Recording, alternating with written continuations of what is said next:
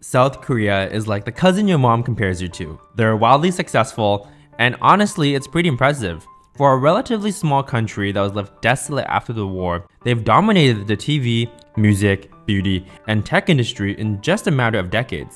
Too bad all of it's going to go away if South Koreans go extinct. Well, that's a bit dramatic, but it's not far from the truth. Korea has the lowest birth rate in the world, where only 0.78 children are born per woman. This is a huge contrast to the 1960s when they had an average of 6 children born per woman. To keep a nation's population stable, the birth rate should hover around 2.1. Now, developed nations having lower birth rates is not just a Korean issue. Japan, Canada, and the United States all have birth rates below the 2.1 threshold. The difference though is Canada and the US can just take in more immigrants to boost their population.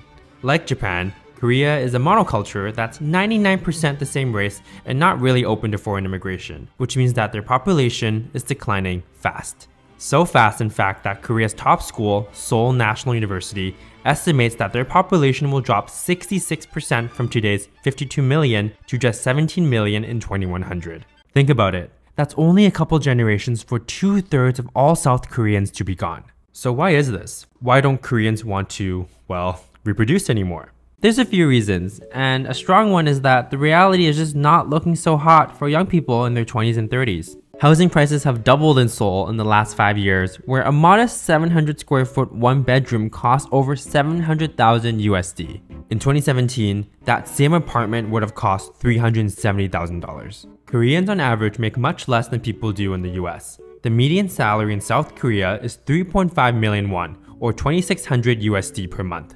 That's less than minimum wage in Seattle, which is a good segue for us to talk about the difficult job market. A lack of quality jobs, combined with chaebols, rich families that control most of Korea's economy like Samsung, push down wages and fuel long work hours. So it comes as no surprise that for young graduates, it's a struggle to even support yourself. How can they even think about supporting a partner and kids? In fact, most Korean adults live at home with their parents. In a government survey of 15,000 households in 2022 of adults between the ages of 19 and 34, 57.5% reported living with their parents. 67.7% said they had no plan to move out. Life was just too expensive. These people are called kangaroos. They finished college and are old enough to live alone, but are still financially dependent on their parents. One sociology professor, Kim Yoon-tae from Korea University says, unlike some analyses that argue young people choose not to get married because they have individualistic values and want to enjoy the single life, research reports show that it's rather because of socio-economic difficulties. Which brings us to point 2, individualistic values. While it may not be the driving factor for the low birth rate, it can't be ignored. In 2019, the 4B movement began. It stands for the 4 no's: no dates, no sex, no weddings, no kids. South Korean women were fed up with the sexism in their country that they've taken this radical stance. And it's serious, given that this birth strike has led to Korea having the lowest fertility rate in the world. Members of the 4B movement are fighting against the conservative values Korean culture holds, the expectation for women to do all the housework and be subservient to her husband. They are also fighting against the wage gap, which is the worst in all OECD nations, since women earn on average 31% less than their male counterparts. And even at work, women say they're not treated as equals.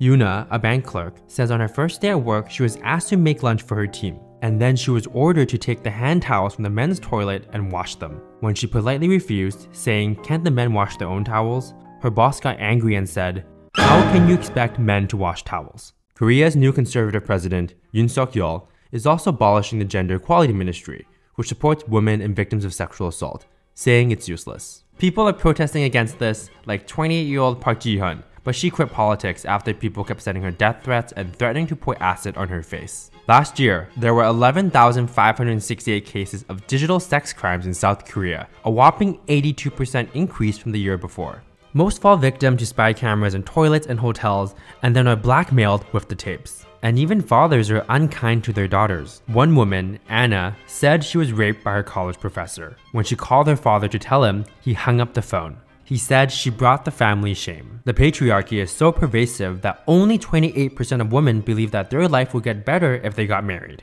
That's because most of the domestic household duties would fall to them, along with the immense pressure to give up their career. What about having kids without a father? That's a rare occasion in South Korea, where single mothers are heavily stigmatized and some doctors even refuse to give IVF treatments to women without a male partner. There's also the issue of domestic violence, where 8 out of 10 Korean men admit to having been violent towards their partner. To tackle the low birth rate, the South Korean government is trying to incentivize more couples to have kids by giving stipends of 1 million won per month per baby and increasing mandatory paid parental leave to a year and a half. But citizens say these half-cooked measures are just a band-aid solution to a more systemic issue. People just don't make enough anymore to properly support a family, and women feel trapped with strict gender norms.